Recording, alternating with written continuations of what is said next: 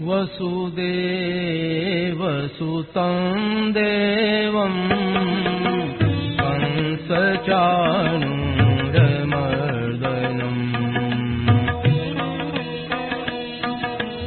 देवकी परमानन्दं कृष्णं वन्दे जगद्गुरुम् अजोऽपि सन्नव्ययात्मा भूतानामीश्वरोऽपि सन् प्रकृतिं स्वामधिष्ठाय सम्भवाम्यात्ममायया यदा यदा हि धर्मस्य ग्लानिर्भवति भारत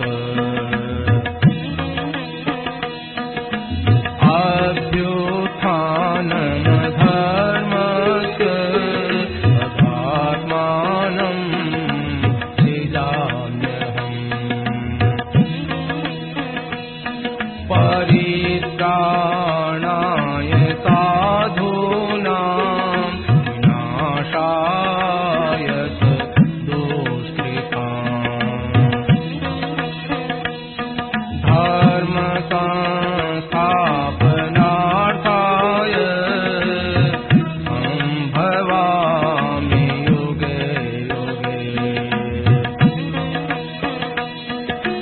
जन्म कर्म च मे दिव्य एवं यो वेत्ति तत्त्वतः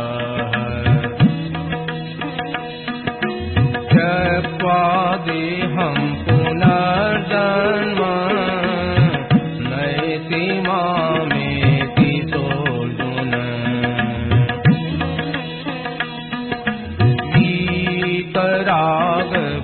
वीतरागभयक्रोधा मन्मया मामुपाश्रिताः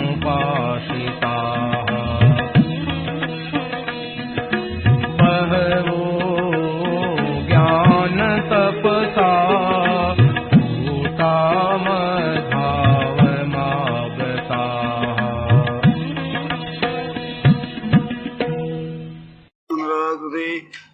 सौन्दर्यसार सर्वस्वं वन्दे नन्दात्मजं प्रपन्न पारिजाताय तोत्रवेदैकपाणये ज्ञानमुद्राय कृष्णाय गीतामृतदुहे नमः। वसुदेवसुतं देवं कंसचाणूरमर्दनं देवकी परमानन्दं कृष्णं वन्दे जगद्गुरुम् वंशी विभूषितकरान्नवनीरदाभात् पीताम्बरादरुणबिम्बफलाधरोष्ठात् पूर्णेन्दुसुन्दरमुखादरविन्दनेत्रात् कृष्णात् परं किमपि तत्त्वमहं न जाने। हरि ओं नमो परमात्मने नमः श्रीगोविन्दाय नमो नमः श्रीगुरुचरणकमलेभ्यो नमः। राम राम राम।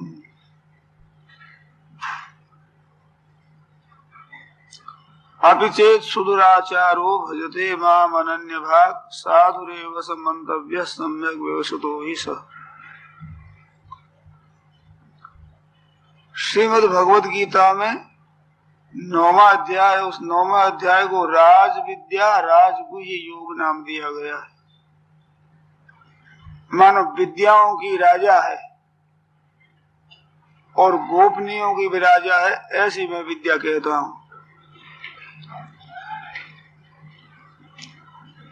तो राज विद्या कहकर भगवान ने चौथा और 5वें 2 श्लोक सुनाए। और राजगुह्य है, मानो गोपनीयों में सबसे जो श्रेष्ठ है वो विद्या भगवान ने अब इस अंतिम प्रकरण में वर्णन की है। भगवान ने कहा भी अनन्यास चिंतयन्तो माम ये जना पर्युपासते, जो अनन्य होकर मेरी उपासना करते हैं उनको अप्राप्ति की प्राप्ति करा देना और प्राप्त वस्तुओं का संरक्षण करना, ये खास मेरा काम हो जाता है। ऐसे कहकर कहा कि और देवताओं के भक्त हैं वे भी वास्तव में तो मेरा ही पूजन करते हैं, क्योंकि परमात्मा सब में परिपूर्ण है। कहीं भी कुछ भी वो पूजन करता है तो भगवान का ही होता है। जैसे लिखा है कि आकाशात पतितम तोयम यथा गच्छति सागरम, आकाश से गिरा हुआ जल जैसे समुद्र को प्राप्त होता है, ऐसे सर्वदेव नमस्कार केशवम प्रति गच्छति, किसी को नमस्कार करो भगवान को ही प्राप्त होता है।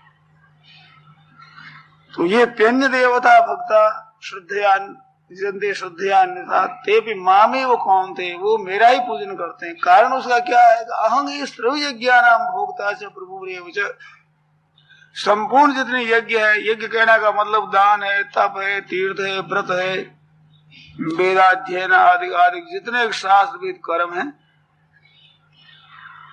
उन कर्मों का वास्तव में वर्णन भगवान ने किया है, आज्ञा भगवान ने दी है, तो उनके सबके अधिपति भी भगवान है और सबकी भोक्ता भी भगवान है। तो सब कुछ भगवान ही सबकी चीज को ग्रहण करते हैं, पर न तो माम अभिजानन्ति तत्वेन, जो तत्व से मेरे को नहीं जानते अतः पतन, उसका पतन होता है, च्यवन्ति थे। तो आप कहीं भी आदर सत्कार करते हैं, पूजन करते हैं, तो वहां भगवान को ही प्राप्त होता है, परंतु आप दूसरी बात मान लेते हैं एक बीच में, तो वो एक आड़ लग जाती है। अगर दूसरी कल्पना न करें तो बिल्कुल संपूर्ण व्यवहार के भोक्ता भगवान है, और भूल जाने से ही हमारा व्यवहार गलत होता है। अगर इस तत्व को हम जाने तो किसी के साथ भी बुरा बर्ताव हम नहीं करेंगे, क्योंकि हम प्रभु के साथ ही कर रहे हैं। हरि व्यापक सर्वत्र, सब जगह भगवान व्यापक है, और उसमें भी भगवान ने कहा कि ईश्वर सर्वभूतानां हृदय से हृदय में भगवान रहते हैं, सर्वस्य चाहम हृदय सन्निविष्ट। तो हृदय में जो भगवान है उसी का ही तो पूजन हम कर रहे हैं। हरम हम बर्ताव करते हैं तो वो भीतर में विराजमान है, उसी के ही साथ बर्ताव कर रहे हैं।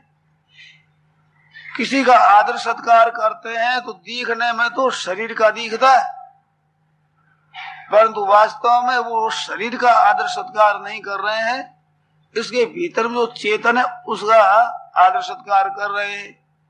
और वो चेतन है, वह अंतर्यामी परमात्मा भी विराजमान है, और जीव को भी माना जाए तो ममई वांशो जीव लोके जीव भूत सनातन, वो केवल साक्षात परमात्मा का ही अंश है।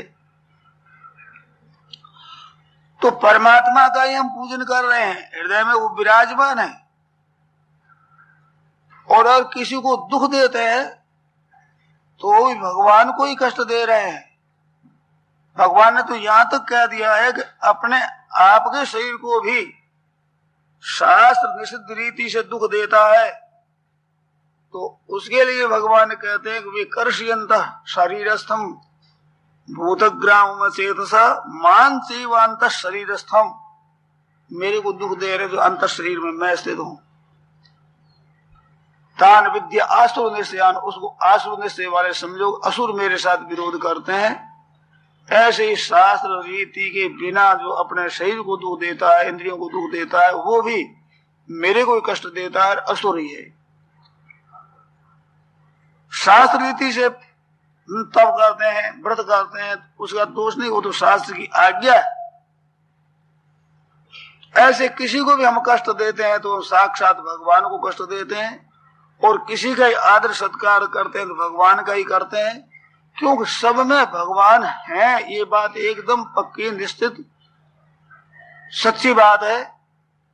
भगवान स्वयं कहते हैं, और भगवान के तत्व को जानने वाले महापुरुषों को इसका अनुभव है कि सब में भगवान विराजमान है। ऐसे वो प्रभु है, उसकी प्राप्ति सुगमता से कैसे हो, तो भगवान ने वो राज विद्या राजगुह्यम पवित्र विदमुत्तमम प्रत्यक्षावगम धर्म्यम सुसुखम कर्तुम अव्ययम। इसमें 8 विशेषण दिए, उसमें सुसुखम कर्तुम का बड़ी सुख से इसकी प्राप्ति हो जाती है। तो सब जगह परमात्मा है, तो वहां पत्रम पुष्पम फलम तोयम यो मे भक्त्या प्रयच्छति तदहम भक्त्युपहृतम अश्नामि प्रयतात्मनः। जो पत्र पुष्प फल जल जो कुछ मेरे को देता है तो मैं उसको स्वयं ले लेता हूँ, भोग लगा लेता हूँ। तो हम और भी किसी के साथ बर्ताव करते हैं, सेवा करते हैं, तो वहां भगवान स्वयं वो सेवा स्वीकार करते हैं, ग्रहण करते हैं। तो हम जानते नहीं, अहं ही सर्वज्ञानां भोक्ता च प्रभुरेव च, सबका प्रभु मैं हूँ और भोक्ता मैं हूँ।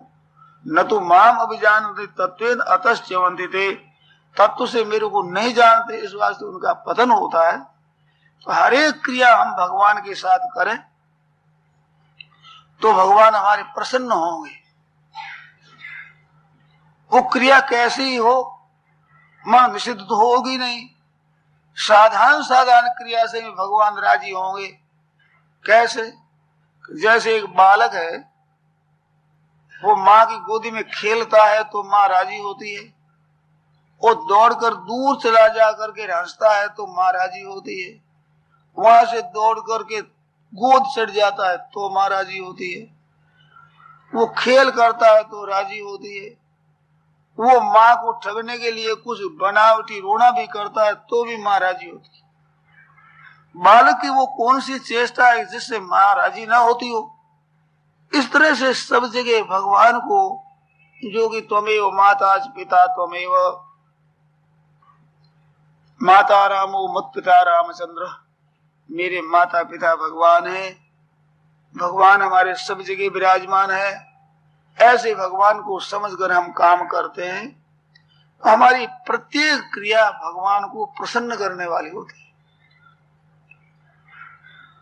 निषिद्ध तो कर ही नहीं सकते, सब जगह भगवान को देखते हैं तो कहते हैं मैं किन से बैर करूं। श्रीमुख से भगवान कहते हैं कि घट घट हो वेरू, मैं सब जगह मैं हूं विराजमान। तो भगवान से बैर कैसे किया जाए? हमारे प्रभु ही है सब जगह, उसकी ही मैं सेवा कर रहा हूं। इस वास्ते भगवान कहते हैं भैया तेरे को मेरी पूजा करने के लिए और किसी वस्तु को लाने की आवश्यकता नहीं, बड़ी सरल बहुत सुसुखम कर तुम कहते हैं कि यत करोषि यदश्नासि यत जुहोषि ददासि यत तपस्यसि कौन्तेय यत तत्कुरुष मदर्पणम। यत करोषि, तू जो कुछ करता है वो मेरे अर्पण कर दे, मैं भगवान का पूजन कर रहा हूं। यत करोषि तो क्या, जैसे जीविका के काम करते हैं, कोई व्यापार करता है, कोई दलाली करता है, कोई नौकरी करता है, कोई खेती करता है, ऐसे जो कुछ तुम काम कर रहे हो अपने वर्ण आश्रम के अनुसार, अपनी परिस्थिति के अनुसार, देश काल के अनुसार, जो शास्त्र की और धर्म की और लोगों की मर्यादा अनुसार करते हो, वो सब कुछ मेरे अर्पण कर दो। यदश्नासि, जो तुम भोजन करता है, खाता है, पीता है, शरीर निर्वाह के लिए चाहे औषधि लेता है पवित्र, वो भी तुम मेरे अर्पण कर दे। यह जुहोषि ददासि यत तपस्यसि, तो यज्ञ दान और तप, ये जो शास्त्रीय क्रियाएं है वो भी मेरे अर्पण कर दे। यज्ञ दान तप तो साफ कह दिए, इसके सिवाय वेदाध्ययन है और जितने जो शास्त्र की आज्ञा के अनुसार व्रत उपवास आदि के तीर्थ व्रत आदि के जितने हैं, तत्पुरुष मदर्पण तुम मेरे अर्पण कर दे। केवल भगवान की सेवा ही मैं कर रहा हूं। तो क्या होगा? शुभाशो फले रेव मोक्ष से कर्म बंधन ही, कर्मों के जो बंधन है शुभ और अशुभ, उन संपूर्ण बंधनों से तुम मुक्त हो जाएगा। और ऐसे मुक्त होकर तू मेरे को प्राप्त हो जाएगा। ये संन्यास योग हुआ, त्याग करने का योग हो गया। ध्यान दें कि कितनी सरल बात बता दी कि जो कुछ तुम करते हो मेरे अर्पण करो। तो सब कुछ भगवान की अर्पण कर रहे हैं। देखो, अर्पण तो भगवान की होता है, हम नहीं जानते हैं, नहीं करते हैं, इस बात से, उस लाभ से हम वंचित रहते। प्रभु से अलग हम हो नहीं सकते, प्रभु हमारे से अलग हो नहीं सकते। जैसे हमारी सामर्थ्य नहीं है प्रभु से अलग होने की, तो ध्यान दें प्रभु में भी ये शक्ति नहीं है कि हमारे से अलग हो जाए। तो सब जगह परिपूर्ण है, अलग हो कैसे जाए? हो सकते नहीं भगवान हमारे से अलग, हम उनसे अलग हो नहीं सकते, किंतु हम उसको भूल जाते हैं, हम उस तरफ देखते नहीं है, न देखने से वो दिखते नहीं है। 13वें अध्याय में कहा सूक्ष्मत्वा तद अविज्ञेय, वो सूक्ष्म होने से अविज्ञेय है, सूक्ष्म होने से वो जानने में नहीं आता। और उपनिषदों में आता है दृश्यते त्वग्र्या बुद्धिया सूक्ष्म या सूक्ष्मदर्शी भी, सूक्ष्मदर्शी पुरुष सूक्ष्म एकाग्र बुद्धि से उसको देखते हैं। तो वो कैसे देखते हैं? जैसे एक जगह मानो लिखा है कि श्रीमद् भगवद गीता ऐसा लिखा हुआ है, तो वो सबको दिखता है। श्रीमद् भगवद गीता ऐसे वे लाल लाल अक्षर हैं तो सबको दिखते हैं, परंतु जिनको अक्षरों का ज्ञान नहीं है उनको श्रीमद् भगवद गीता नहीं दिखता है, दिखते हुए भी नहीं दिखता। वो अगर चित्रकार हो तो ठीक वैसा लिख देगा, परंतु क्या है इसका पता नहीं। जितना अक्षरों का ज्ञान है उतना वो कह देगा, दूसरे को ज्ञान है तो श्रीमद् भगवद गीता ऐसा कह देगा, अक्षर बता देगा, परंतु इसका अर्थ क्या होता है इसका अगर ज्ञान नहीं है तो वो नहीं देख सकेगा। और जिसको ज्ञान है अक्षरों का, और ये तो भगवद गीता का नाम लिखा हुआ है, इतना ज्ञान है वो उसको जानता है, परंतु व्याकरण का ज्ञान नहीं है। तो श्री का क्या अर्थ है, श्रीमद का क्या अर्थ है, भगवत का क्या अर्थ है, गीता का क्या अर्थ है, कैसे ये शब्द बनता है, उसको नहीं जानता। और व्याकरण पढ़ा हुआ है तो वो श्रीमद भगवद गीता ये चार मिलकर के शब्द बना है, ठीक जानता है, धातु प्रत्यय सहित। और गीता को साधारण रीति से जानता है तो उसके साधारण अर्थ फुरता है, और गीता को ठीक जानता है तो श्रीमद् भगवद गीता देखते ही गीता का संपूर्ण विषय 18 अध्याय आगे आ जाते हैं उसके साथ। तो लिखा हुआ तो पूरा है, परंतु सूक्ष्मत्वात्, वो सूक्ष्म होने से हरेक नहीं देखता, परंतु सूक्ष्म या सूक्ष्म वृत्ति जिनकी है और सूक्ष्म दर्शी है तो वे उस सूक्ष्म को देखते हैं। भगवद गीता का सब विषय उनके सामने आ जाता है। ऐसे इस संसार को देखने वाले इस संसार को देखते हुए भी परमात्मा को नहीं देखते हैं। अब जितना जितना ज्ञान होगा वो संसार को उतने उतने रूप से देखेगा कि हमारे प्रभु ही इन रूपों में है, परंतु जितना जितना ज्ञान होगा उतना उतना वो देखेंगे, गहरे उतर करके देखेंगे। जैसे भगवद गीता का संपूर्ण विषय उस सामने आ जाता है, ऐसे देखने वाले इस संसार को देखते ही श्री राम मैं सगल जग जानी, करूं प्रणाम चोरी जुग पानी। श्री राम में सीता माता है, राम जी है, ऐसे सीता राम देखता है। और करूं प्रणाम चोरी जुग पानी, सब संसार में देखा कि सीताराम सीताराम सीताराम सीताराम ही है ही सीताराम। ऐसे उसको दिखता है। इस वास्ते भगवत गीता ने कहा कि वासुदेव सर्वमिति स्व महात्मा सुदुर्लभ। ऐसा महात्मा दुर्लभ है जिनको सब कुछ परमात्मा ही दिखते हैं, परमात्मा साक्षात दिखते हैं, संदेह नहीं होता उसे कभी भी। कैसे देखते हैं? जैसे एक 10 रुपयों का नोट है, 10 रुपयों का नोट है, उसको देखते हैं सभी। और ऐसा कोई ग्रामीण आदमी हो, बिल्कुल जंगल में रहने वाला, और उसको नोट का ज्ञान न हो, उसको पता नहीं कि 10 रुपयों का नोट है, पढ़ा लिखा है नहीं, उसके सामने कहा जाए कि ये 10 रुपयों का नोट है, वो कहेगा मेरे को ठगते हो, ये तो कागज का पुर्जा है। अरे भाई 10 रुपये, रुपया एक भी नहीं है इसमें, तो इसमें रुपया कहाँ? बिल्कुल कागज है। रुपया मैंने देखा, ये रुपया नहीं है। आप कह रहे 10 रुपया है, रुपया नहीं 10 रुपया। वो कहते 1 रुपये जितना भी वजन नहीं है इसमें, फिर 10 कैसे हो गया? आप कहते 10 है ये, कहते मैं कैसे मान लूं? रुपया का कोई लक्षण नहीं घटता। रुपया आग में रखो जलता नहीं, ये जल जाएगा। रुपये को आप पानी में रखो गलता नहीं, ये गल जाएगा। रुपया को आप खींचो टूटेगा नहीं, ये फट जाएगा। रुपया उड़ता नहीं, ये उड़ जाएगा। एक भी लक्षण रुपये का नहीं घटता, मैं कैसे मान लूं?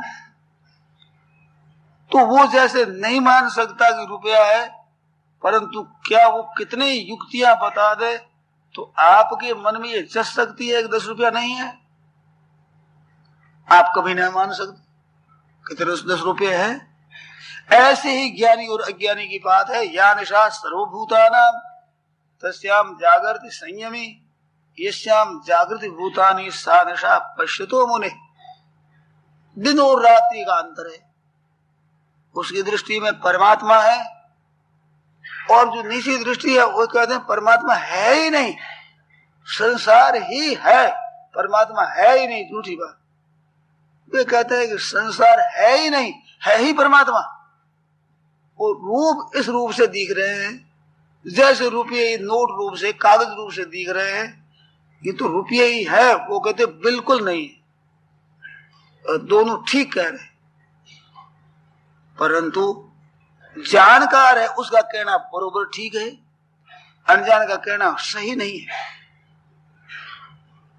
उसी पुर्जे को लेकर जाओ, 10 रुपयों की वस्तु बाजार से मिल जाएगी, पुर्जे में नहीं मिलेगी। उसको कहा जाए इस पुर्जे के आप कितने पैसे देते हैं? वो कहते 1-2 पैसा भी नहीं दे सकता। क्या काम का? अगर कोरा कागज होता तो उस पर लिखने में काम आता, दोनों तरफ छपा हुआ मेरे क्या काम? कोई काम की चीज नहीं। तो आप कहते हैं रुपये 10 हैं। इसी तरह से परमात्मा तत्व को जानने वालों की दृष्टि में ये संसार नोट है। दिखने में ये जन्मते हैं, मरते हैं, विकृत होते हैं, तरह तरह की क्रियाएं होती है, और परमात्मा नित्य निरंतर रहने वाले हैं। तो इनको हम परमात्मा कैसे माने? तो तुम्हें देखने वाले कहते हैं परमात्मा कैसे न माने, है ही परमात्मा। वो कहते परमात्मा है ही नहीं। इतना उनके अंतर है। परंतु सज्जनों, सच्ची बात है कि ये परमात्मा है, ये अंत में सच्ची यही ठहरेगी, गलत बात सिद्ध नहीं होगी। तो भगवान कहते हैं कि मैं ऐसे सब में परिपूर्ण हूं। आगे सर्वे ज्ञानाम भोक्ता च प्रभु रेव। जितने शुभ कर्म है उनका भोक्ता भी मैं हूं, सबका मालिक भी मैं हूं। न तो माम अभिजानंती, मेरे को जानते नहीं, अतश्चवंती, इस बात से उनका पतन हो जाता है। बार बार जन्मते मरते दुख पाते रहते हैं। जहां मेरे को जाना, वो दुख सदा के लिए उसका मिट गया। ये राज विद्या राजगुह्यम भगवान कहते हैं 9वें अध्याय में, ये विद्याओं की राजा है, गोपनीयों की भी राजा है। ये हरे को कहना नहीं है, ऐसी वास्तविक चीज है ये। और वे परमात्मा है पत्र पुष्प फल जल से प्रसन्न हो जाए, राजी हो जाए, इस वास्ते सब कुछ मेरे अर्पण करो। अर्पण करने का तात्पर्य क्या है कि अपना मत मानो, ये तो भगवान की वस्तु है ऐसा मानो। अपनापन किया है, यही हमने गलती की है। परमात्मा की वस्तु पहले से थी, अब भी है और आगाड़ी भी रहेगी। हमने बीच में आकर के छापा मारा है और कहते हमारी है। आप जितने भाई बहन विराजमान है अपने अपने घरों के, आप मालिक बने हुए हैं, परंतु आपसे पूछा जाए आज से 100 वर्ष पहले, 200 वर्ष पहले इस घर का मालिक कौन था और 100 वर्ष के बाद मालिक कौन होगा, तो मैं पहले मालिक था पीछे रहूंगा ऐसा नहीं कह सकते। आपको यही मालूम होगा कि मैं तो बीच में आया हूं, ये बंबई शहर ऐसे ही पहले बसता था और हमारे बिना भी ऐसे ही रहेगा। हम तो बीच में एक आ करके और अपनी डुगडुगी बजाते हैं। ये कर क्या लेते हैं हम कुछ कर नहीं सकते, हमारा कुछ न है नहीं, परंतु अभिमान कर लेते हैं हमारा। ऐसी एक कहानी आती है, हमने पुस्तकों में पढ़ी है। एक गुरुजी थे, एक शिष्य थे, चले जा रहे थे। सुबह इस सरोवर में सो स्नान आदि करके और गांव में पहुंचे। वह भिक्षा मिल गई, पा लिया। भिक्षा के बाद जाने लगे बाहर, तो घाम हो गया। उस शहर के बाहर एक बगीचा था, उस बगीचे में चले गए। किसी ने मना किया नहीं, दोपहर के समय दरबान था नहीं। वो राजा की कोठी थी, भीतर में बहुत बड़े मकान है, वो कोठी बनी हुई है, उसमें चले गए। वो जाते हुए बात करते थे तो गुरुजी ने कहा कि बेटा सब जगह भगवान है और अपने भी उस भगवान में ही है। हम कुछ और बन जाते हैं तो और प्रतीत होते हैं, अगर हम कुछ बने नहीं तो उस प्रभु में ही हम स्थित है, इस वास्ते कुछ बनना नहीं। ऐसी बातें कह रहे थे। चले गए। एक कमरा में गुरुजी, एक कमरा में चेला जी, अपना भजन स्मरण करने लगे। शाम को 4 बज गए, राजा की सवारी आई, सब लोग भीतर गए। अचानक भीतर में गए तो सिपाही गए पहले, तो शिष्य थे, उनको पूछा तू कौन है? कहते मैं तो साधु हूं। एक थप्पड़ लगाई, निकल यहां से, साधु का काम है जो इस आकर कोठी में बैठ जाना। निकाल दिया, निकल गए, बड़ी शांति से चले गए। भीतर गए, वहां बाजी बैठे। कौन है? कुछ नहीं बोले। उठो, उठ गए। चले जाओ, चले गए।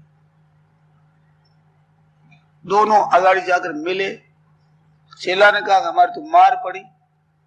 तो भैया तू कुछ बन गया होगा, बिना बने मार पड़ती नहीं, मार बनने से ही पड़ती। ना महाराज मैं कुछ नहीं बना, कुछ नहीं बना तो मार नहीं पड़ सकती। क्या हुआ? अगर तू कौन है? मैंने कहा साधु हूं। ये साधु बन गया ना, साधु बन गया तब मार पड़ी। हमारे जगह कौन है? मैं बोला ही नहीं। उठ जाओ, उठ गए, चले जाओ, आ गए, हमारे मार नहीं पड़ी। तो ये मनुष्य बनता है, ये जीव बनता है, अगर बने नहीं तो बिना बने परमात्मा का स्वरूप है बिल्कुल। पर मन में अभिमान करता है मैं हूं, ये मैं हूं बन जाता है तो ये मार पड़ी सब। अगर प्रभु में रहे तो मार पड़े ही नहीं। ये केवल चुप रहने से काम नहीं होगा। आप कहते हम बने नहीं, उन गुरु जी की तरह चुप रहेंगे, चुप रहना नहीं, भीतर से चुप हो जाए। भीतर में अपना अस्तित्व ही नहीं है। जो समष्टि सच्चिदानंद घन परमात्मा है उनके साथ एक स्वतः सिद्ध है, स्वाभाविक उस परमात्मा में सब परिपूर्ण है, विराजमान है। न तो माम अभिजानंती, कहते वे मेरे को जानते नहीं, अतः च्यवंती थे, उनका पतन होता है। यान्ति देवव्रता देवान, पितृयान्ति पितृव्रता, भूतान यान्ति भूतेज्या, यान्ति मध्याजिनो माम। वो जैसे जैसे पूजन करते हैं, काम करते हैं, उनके अनुसार उनकी गति होती है। और मेरा पूजन करते हैं वे मेरे को प्राप्त होते हैं। और कैसी मेरी पूजा सुगम है कि पत्र पुष्प फल जल, इससे भी सुगम जो कुछ करते हो प्रभु के लिए करना शुरू कर दो। अब नया काम क्या करना पड़ा बताइए? पाप है, अन्याय है, शास्त्र विरुद्ध है, लोक मर्यादा से विरुद्ध है, वो तो करना नहीं है और होगा भी नहीं। कारण क्या है? अर्जुन ने पूछा, अत केन प्रयुक्तो यम पापम चरति पुरुष, ये किससे प्रेरित होकर पाप का आचरण करता है? अनिच्छन्न भी, जो नहीं चाहता है पाप करना वो भी पाप कर बैठता है। तो महाराज ये किससे प्रेरित होकर करता है? इसका प्रेरक कौन है? ऐसे अर्जुन ने पूछा है। तो भगवान ने उत्तर दिया कि काम एष क्रोध एष रजोगुण समुद्भव महाशनो महापापमा विद्येन मे वैरिण। ये काम है, संसार से हम संग्रह और भोग लेना चाहते हैं। मेरे पास में संग्रह हो जाए, रुपये भी वस्तु भी मेरे को मिल जाए, संग्रह कर लूं और सुख भोग लूं, ये दो चीज है। इसलिए भगवान ने कहा है दूसरे अध्याय के 44वें में कि भोगेश्वर्य प्रसक्ता नाम तया प्रसिद्ध चेतसा व्यवसायत्मिका बुद्धि समाधो न विधीयते। भोग और ऐश्वर्य में आसक्त है, भोग भोगना और पदार्थों का संग्रह करना, इन दो चीज में जो आसक्त है, प्रियता रखते हैं, लगे हुए हैं, वो परमात्मा में निश्चय वाली बुद्धि नहीं कर सकते, नहीं होगी। क्यों नहीं होगी? वो बुद्धि यहीं अटक गई, भोग और ऐश्वर्य में, संग्रह और सुख में, इसमें फंसे हुए हैं, वो भगवान को नहीं देख सकते। और इसमें आसक्त न होकर केवल भगवान का ही पूजन करते हैं, भगवान का ही दर्शन करते हैं, अपनी आसक्ति नहीं है, तो वे भगवान को देखते हैं, उनका पतन नहीं होता। वो जानते हैं सब जगह प्रभु को। उसके लिए भगवान कहते हैं कि मेरे अर्पण करता है वो मुक्त हो जाता है। तो कहा जाए कि महाराज आपके अर्पण करने वाला मुक्त होता है, आपके अर्पण नहीं करता है उसका आप कहते हैं पतन होता है। तो आपके भी पक्षपात है। भगवान तो कहते हैं न समोहम सर्वभूतेषु न मे द्वेष्योस्ति न प्रिय। जितने प्राणी उनमें मैं समान रूप से परिपूर्ण व्याप्त हूं और समान रूप से मेरी कृपा है। सब मम प्रिय, सब मम उपजाए, मेरे पैदा किए हुए हैं, सब मेरे को अत्यधिक प्यारे हैं। ऐसा मैं समान रीति से हूं, परंतु फिर भी ये भजन्ति तो माम भक्त्या, भक्ति से मेरा भजन करते हैं। मई ते, वे मेरे में है और उनमें मैं हूं। मई ते तेषु चाप्यहम्, सब में मैं परिपूर्ण होते हुए भी भजन करने वाले मेरे में है। और जो भगवान की भक्ति नहीं करते वे मेरे में रहते हुए भी मेरे में नहीं है, किंतु संसार में है। वे मानते हैं कि मैं संसार में हूं, इस बात से संसार में है। एक एक व्यक्ति ऐसा मानते हैं कि मैं संसार में, मैं संसार में, सबके सब संसार में, और वास्तव में मेरे में है। तो ऐसा वे क्यों मानते हैं? तो वे स्वतंत्र हुए कि आप साफ हुए भगवान ने किए हैं, कि भगवान ने स्वतंत्रता दी है। पशु पक्षी आदि योनियों में वे परतंत्र हैं। मनुष्य जन्म दिया है भगवान ने, तो तुम इससे मेरे को प्राप्त हो जाओगे। तो प्रभु ने कृपा करके और इस शरीर में स्वतंत्रता दी, तो स्वतंत्रता दी है कि मेरे पास चले आओ। इसके लिए इस स्वतंत्रता का दुरुपयोग करके भगवान से विमुख हो गए। जैसे कोई बड़ा धनी आदमी किसी एक साधारण आदमी हो, परंतु प्यार उमड़ा धनी का, उसको एक मोटर भेज दी, इसमें तुम इससे लेकर चले आओ मेरे पास। अब मोटर मिलने पर वो क्या करता है कि मालिक की तरफ न जाकर के दूसरी तरफ चल देता है। तो मोटर जितनी तेज होती है जल्दी पहुंचाने वाली, वो ही जल्दी दूर ले जाने वाली हो जाती है।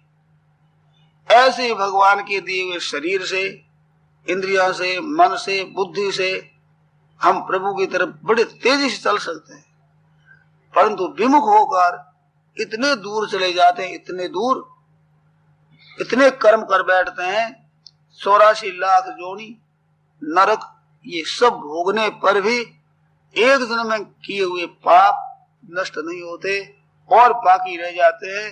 भगवान बीच में मानव शरीर देकर उसको मौका देते हैं कि तुम अब मेरे पास आ जाओ, परंतु हम उल्टे चलते हैं। वो प्रभु की दी हुई स्वतंत्रता, प्रभु की दी हुई सामग्री, प्रभु की दी हुई समझ और प्रभु का दिया हुआ जीवन का समय, इसका दुरुपयोग करके हम उल्टे चले जाते हैं। अगर ये समझ भगवान के चरणों में लगा दें, समय भगवान के चरणों में लगा दें, सामग्री को भगवान के चरणों में लगा दें, सामर्थ्य को प्रभु के चरणों में लगा दें, तो इतने से ही प्रभु प्राप्त हो जाए। आपको नई वस्तु लानी नहीं पड़ेगी, नई योग्यता प्राप्त करनी नहीं पड़ेगी। जितनी जिसके पास जो योग्यता है वो वस्तु प्रभु को दे दो और प्रभु की वस्तु ले लो और अपने आप को दे दो और प्रभु को खुद को ले लो। ये यथामाम प्रपद्यन्ते तांस तथैव भजाम्यहम्, जैसे मेरे भक्त मेरा भजन करते हैं उनको मैं उसी रीति से ही मैं भजन करता हूं। भगवान के बिना भक्त व्याकुल हो जाए तो भक्त के बिना भगवान व्याकुल हो जाए। भक्त भगवान के बिना रो पड़ता है तो भगवान भी उस भक्त के बिना रो पड़ते हैं। भक्त जैसे भजता है वैसे ही मैं भजता हूं, ये तो कहते हैं यथा तथा। एक मार्मिक बात और है, थोड़ा बहुत सत्संग करते हैं, भजन ध्यान करते हैं, आस्तिकता रखते हैं, वे भगवान को प्यारे बहुत लगते हैं। जैसे लोभी को पैसे प्यारे लगते हैं, ऐसे भगवान को भक्त प्यारे लगते हैं। तो वे याद नहीं करते हैं तो भी भगवान भक्त भक्त याद करते हैं, भक्त भक्त पर याद करते हैं। और भगवान की याद करने का हमारे पास में चिन्ह भी आता है, उसकी सूचना भी आती है। कैसे? आप ध्यान दें, अपने जीवन का अध्ययन करें, चलते फिरते, बैठते उठते, सोते जगते, कभी कभी भगवान की अचानक याद आती है, भगवान का नाम अचानक याद आता है, अचानक कोई नाम सुना देता है, अचानक कोई कीर्तन की लहर सुना देता है, अचानक कोई पुस्तक सामने आ जाती है, देखते हैं भगवान की बात लिखी हुई। ये भगवान याद करते हैं, उसका चिन्ह है। अगर अचानक भगवान याद आवे और उस समय में आप सावधान हो जाओ, ओहो भगवान याद कर रहे हैं मेरे को, तब तो अचानक भगवान याद आए। अगर उसका आदर करें और प्रसन्न हो जाए, जब ध्यान में कीर्तन में लग जाए, भगवान के स्मरण में लग जाए, तो भक्ति बहुत जल्दी बढ़ जाएगी विशेषता से। क्यों? भगवान की कृपा का आपने आदर कर दिया। अरे ज्यों ही ज्यों भगवत संबंधी बात मिले त्यों ही त्यों राजी हो जाए, तो भगवान के पास में कौन सी ऐसी वस्तु है जो आपको न दे सके? ज्ञान है, वैराग्य है, प्रेम है प्रभु के चरणों का, अनन्य भक्ति है, ये सब कुछ हमें मिल जाएगा। हम केवल उसका आदर करें, भगवान की दिलाई हुई स्मृति का महत्व समझें और कृपा को समझे, ओहो ये कृपा केवल भगवान की तरफ से हुई है, ऐसे हम देखें वो बहुत विशेषता से उसका हमें अनुभव होगा। आप करके देखें। जैसे कल्पना करो एक कपड़े का व्यापारी है, बहुत तरह के उसके पास कपड़े हैं, बड़ी भारी दुकान है। उन कपड़ों के लेने के लिए कोई ग्राहक पहुंचे और वो पूछता है आपके दुकान के अच्छे कपड़े बताइए हमें, तो एक दो थान लाकर रख देते, ये देखो कैसा है, पसंद है आपके? हाँ देखो तो बहुत अच्छा है, ये 10 थान दे दीजिए।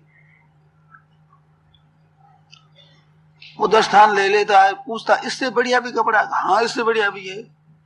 वो ला कर दिया, ये कहते अच्छा 20 थान इसके भी दे दीजिए। इससे बढ़िया कपड़ा कहाँ? तीसरा लाकर दिखाया, कहते एक गांठ इसी दे दीजिए। और भी बढ़िया है? हाँ इससे भी बढ़िया भी है। वो लाकर दिया, जो बढ़िया देगा कि 2 गांठ इसके दे दीजिए। तो उस व्यापारी की ताकत है कि बढ़िया कपड़ों को छिपा कर रखे, है उसकी सामर्थ्य, क्यों रखेगा? वो तो दिया देने के लिए तो है। ऐसे ही प्रभु की कृपा का आदर करने लगे, प्रभु की महत्ता की तरफ आपका ख्याल हो और केवल ये आदर करें, आपको पैसे देने नहीं पड़ते, केवल अनुमोदन करें, वाह प्रभु वाह बड़ी कृपा करी आपने। ऐसे उसका आदर करें, जो परिस्थिति भेजे उस परिस्थिति का आदर करें, जो स्मृति आ जाए उसका आदर करें, प्रभु संबंधी बातों का आदर करें। और ऐसे करते करते अगर एक दूसरी बात का ख्याल करें तो और विशेष लाभ हो। कभी आफत आ जाए उसमें राजी हो जाए, वाह प्रभु वाह बड़ी कृपा कर दी आपने, मेरी सुख की आसक्ति मिटाने के लिए आपने ये लीला रची है। विपरीत अवस्था आने पर फिर खुश हो जाएगा, वाह प्रभु ये तो बड़ी आपने कृपा कर दी।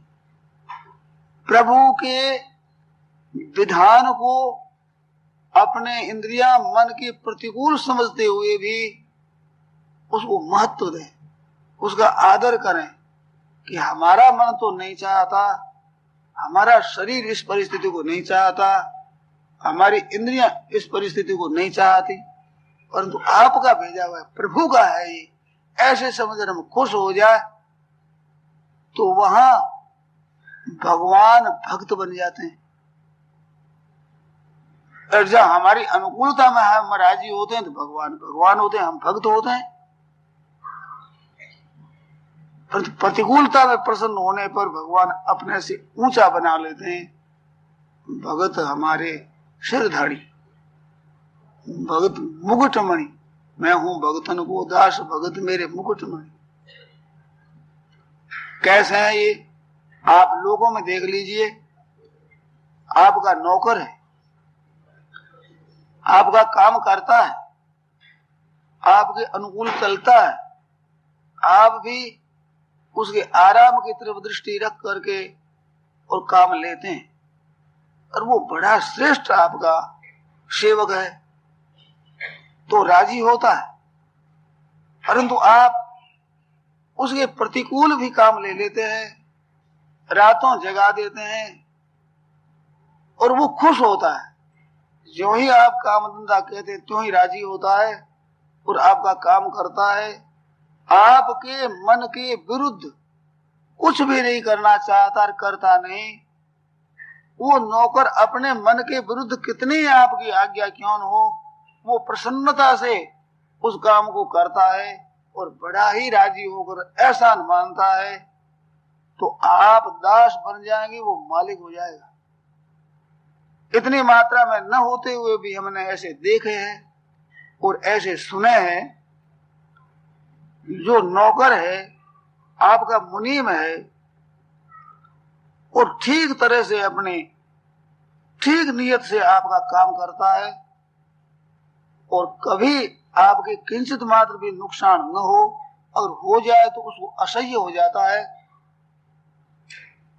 और ठीक तरह से आपके जैसे लाभ हो ऐसी चेष्टा करता है और उम्र भर आपके काम करता है। अंत में छोटे छोकरे रह जाते हैं, बड़े बूढ़े चले जाते हैं, परंतु उस समय वो सेठ की तरह ही शासन करता है। जवान जवान लड़के उनको भी कहता है नहीं, ऐसा काम नहीं करने देंगे तुम्हारे। वे भी दब जाते हैं, मुनीम जी कहते हैं, उनका हुक्म चलता है।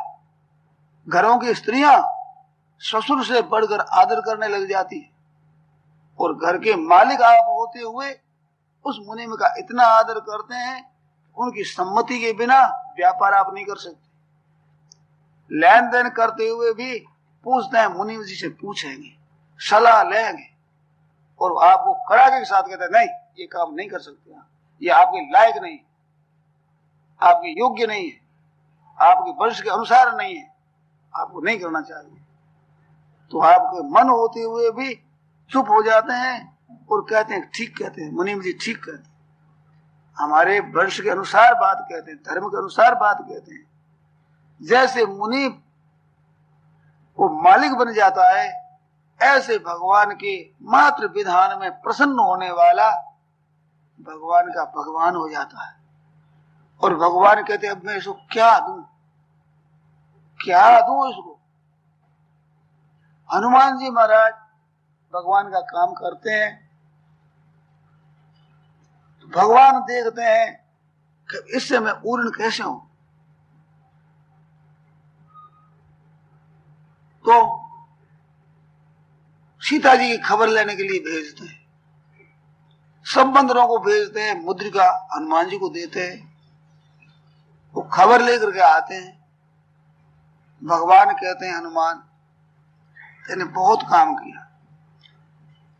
कहते हैं मैंने नहीं किया, आपकी कृपा से हुआ। राक्षसों में गए, जो नर बानर तो हमारा आहार है ऐसे कहने वालों में, वहां जाकर के सीता की खबर लेकर के आते हैं। भगवान आश्चर्य करते हैं कि भाई एक देवताओं के ऊपर भी शासन करने वाला रावण, उसके पुर को कैसे जला दिया। और कहो समाचार तो कहो, कैसे कैसे तुम गए। तो कहा महाराज ये तो आपका प्रभाव है। अब ध्यान देना है, जहां भगवान पूछते हैं तो हनुमान जी क्या उत्तर देते हैं कि लांगी समुद्र, ये लंका को जला दिया मैंने, समुद्र लांगी, और लंका को जला दिया, और निस्तर गणपति राक्षसों का मैंने नाश कर दिया और वाटिका उजाड़ दी। ये बात कही। ये क्या है? ये निर्भिमानता है। उनके मन में अभिमान नहीं है कि मैंने किया, ये सब आपका प्रभाव है। अगर हनुमान जी के मन में ये बात होती कि मैंने काम किया, तो उनके कहने का प्रकार दूसरा होता। वो कहते हम लोग सब गए, समुद्र के किनारे बैठे, विचार किया कि मर जाएंगे, पर पीछे लौट कर जाएंगे नहीं। अंगद घबरा गया, जाम्बवान ने आश्वासन दिया और महाराज मैं गया, समुद्र उल्लांघन कर मैं गया। और क्या कहें, मैंने कहा तो मैंने उसको स्पर्श किया है, विश्राम नहीं किया मैंने। और एक राक्षसनी समुद्र में रहती थी, उसको मार दिया। सुरसा आई, वहां पर भी महाराज विजय मेरी हुई। और लंका में जाते हुए लंकनी के एक मुक्का मारा, जिससे खून बहने लग गया। ऐसे क्रम से कथा सुनाते और उसमें शूरवीरता बताते, परंतु नहीं, लांगे समुद्र हाटकपुरी जा रहा, मैंने समुद्र पर, और निस्तर गणपति विपन उजारा। बिल्कुल उल्ट पुलट बात कह रहे हैं।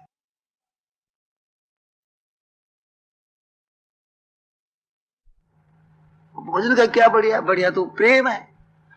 तो यहाँ आनंद घर से तो गुरु के घर पर, और उससे प्रजा के स्त्रियों के सामने आनंद ज्यादा, कि उनको आनंद अधिक आ रहा है। इस बात से घर गुरु गृह प्रिय सदन, और सासुरे, ससुराल में तो महाराज एक बार दो बारी हुई, वह दर्शनी वहां कहाँ थे लोगों को। भाई जब जहां पहुनाई हुई तब ता कहीं शबरी के फलन की रुचि माधुरी न पाई। उसमें जो रुचि मधुरी माँ थी वो कहीं नहीं राम जी को मिली। क्यों नहीं मिली? वो महाराज वर्षों से प्रतीक्षा कर रही थी, वर्षों से। बहुत पुरानी बूढ़ी माँ थी वो, बड़ी लंबी थी। रामलला छोटे से थे, इतनी बड़ी और कितनी बूढ़ी थी, बहुत पुराने जमाने की, और प्रतीक्षा कर रही है। मतंग ऋषि के साथ चली जाती, वे ब्रह्मलोक में जाते हुए कह रही बेटा तुम यहाँ रहो, यहाँ भगवान राम पधारेंगे, तेरे को दर्शन देंगे। उसकी प्रतीक्षा में थी। कितने दुर्लभता से भगवान मिले। वे भगवान ले रहे भोजन, शबरी दे रही है, उसके आनंद का क्या ठिकाना। तो प्रेम से प्रियतात्मना कान पत्रम पुष्पम फलम तोयम यो में भक्त्या प्रेरित तदम भक्त्युपरीतम। भक्ति शब्द 2 दफे आया, प्रियतात्मना, जिसका इतना अंतःकरण भगवान में लगा हुआ है, वो भगवान कहते मैं स्वयं ले लेता हूं। इस वास्ते एक संत ने कहा है कि तत्वेता तिहु लोक में भोजन किए अपार, एक शबरी एक विदुर घर रुच पायो द्वैवा। रामावतार में एक दफे तृप्ति पूर्व भोजन मिला, कृष्णावतार में भी एक दफे भोजन मिला विदुर जी के घर पर। तो तत्वेता त्यों लोक में भोजन किए अपार, एक शबरी एक विदुर घर रुच पायो देवा। इसमें क्या है? प्रेम है। भोजन बढ़िया से बढ़िया आप हम बना सकते हैं क्या? महाराजा जनक की तरह हमारे घर में तैयारी हो सकती है? नहीं हो सकती। पर क्या प्रेम भी शबरी के समान नहीं हो सकता? हृदय नहीं हो सकता है क्या? हो सकता है, उससे बढ़कर भी हो सकता है। तो भगवान को प्यारा लगे तो भगवान की तरफ भावग्राही नारद केवल भाव बनाना है। समय ज्यादा हो गया, क्षमा करेंगे।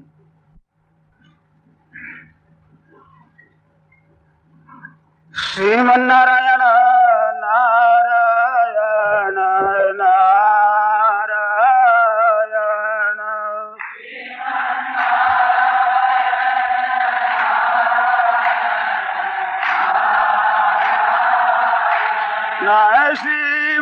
श्रीमन्नारायण नारायण नारायण नारायण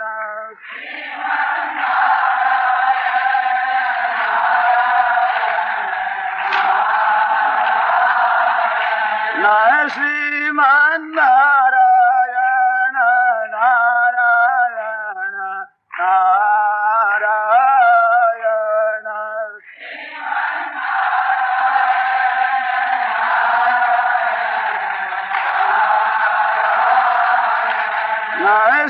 श्रीमन्नारायण